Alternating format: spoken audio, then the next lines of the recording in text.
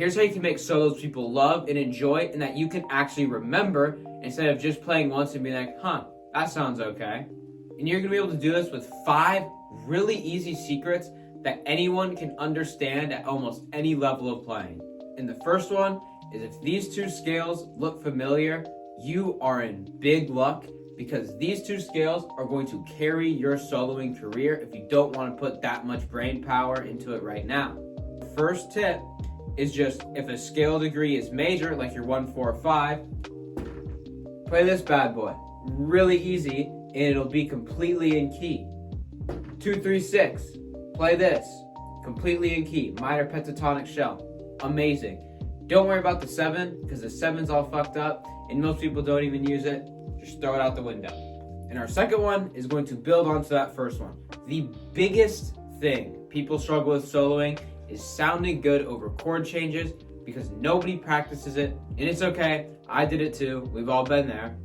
And the way this is going to work is we have to know our progression. It's a 1, 5, 6, 4, something we see all the time.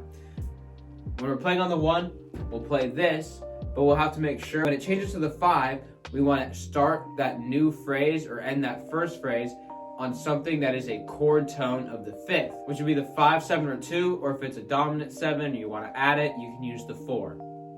By starting on the proper chord tones, you're going to seamlessly fit your solo in between things. And a quick disclaimer, obviously there's times where if you don't do that, it still sounds good. It's just a very general rule of thumb people need to practice more.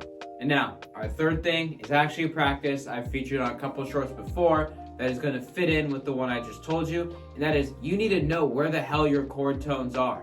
This is really easy because it's going to break into 3 patterns. And this is our first one, also known as a major 7. You'll play this on the chord tones for 1 and 4. And 5 is different because it's a dominant 7, which really just looks like this. And to make sure you understand, quick game of spot the difference. Why are these 2 shapes different? The 7 is just going flat 1 step, then in that one. Really easy. You got this. Now, the 2, 3, and 6 are all going to use the minor 7 pattern. Looks exactly like this. And that is our minor 7 pattern. And here's them all on the guitar neck.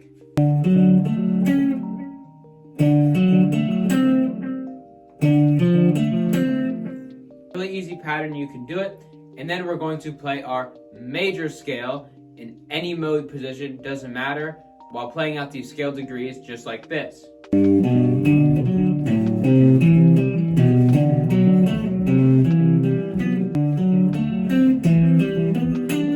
It'll get pretty simple for you and you're going to get a really good feel for it.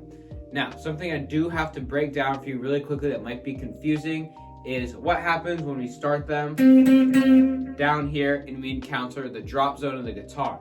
So, for any pattern I ever show you that looks like this, when we get to the B string, you have to raise everything in pitch 1 fret, which will look like this. It'll move the shape down 1 like that, and here's an example. We take our major 7 shape, right? And then now we're going to start it on the G string. Here has to move down, and so does there. So then it just transforms like this. Once you understand those 2 concepts together, it'll be so effortless, you will love it. And now, for these last 2, we're going to stray away from this boring theory pattern shit. And I'm going to tell you about how to make your playing sound meaningful and emotional. The first is to say something on your guitar people would be able to hum back to you. So playing some really fast, weird, shreddy stuff where it's like this. You know, people can't really hum along to it that well. And that's totally fine. It's appropriate sometimes. You want to be memorable because you're different and you are better. And to be memorable, we need to do this concept called play words. So we're going to take a super easy pattern to digest, which would be strawberry milkshake. And when we look at those syllables, it's just ta. And of course, since you can clap it rhythmically, like I said earlier, it is easy to hum or sing along to. And now all we have to do is just play those at varying pitches on the neck to make a phrase like this. And of course, even limiting yourself to something like this, your possibilities are still so endless, you're never gonna get bored. And now, you can do this with a ton of other words like avocado, grape soda, whatever the hell your heart desires. One trick I use is I just act like I'm saying something to you while I'm playing the solo. Whether those words are meaningful, a bunch of random nonsense from my teenage brain, doesn't really matter as long as it's hummable, not super fast where someone's brain can't really fucking process it. It's gonna be totally fine. And now, this brings us to our next one. A lot of people understand that in songwriting, you want to repeat your shit, which is why you hear singers singing like AABB melodic structures, AAAB, and so on. It is repeated because what's repeated is remembered. Because what's repeated is remembered. Because what's repeated is remembered. So what we're gonna do is when we play, we're gonna have an A phrase at some point that's going to repeat twice. And then we're actually gonna have a phrase in between our A's that's different. So we start some expectation, break it, but then we actually come back to our expectation. And now, depending on what you want to do, you can play another B, but for soloing, it's more interesting if you actually do a C phrase. And this is because you still want to treat it somewhat differently from lyrical melodies and whatever, even though this is still totally valid to do for lyrics and whatnot.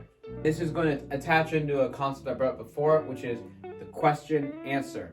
This A phrase could be a question that we play through our guitar that we repeat twice exactly the same to build that repetition and memorability. The B phrase is our first answer, and usually it should be slightly lamer than the C answer because the C is going to break a bigger expectation than the B, which will make it super memorable and pop out really well while still sounding amazing. And here's a really quick example.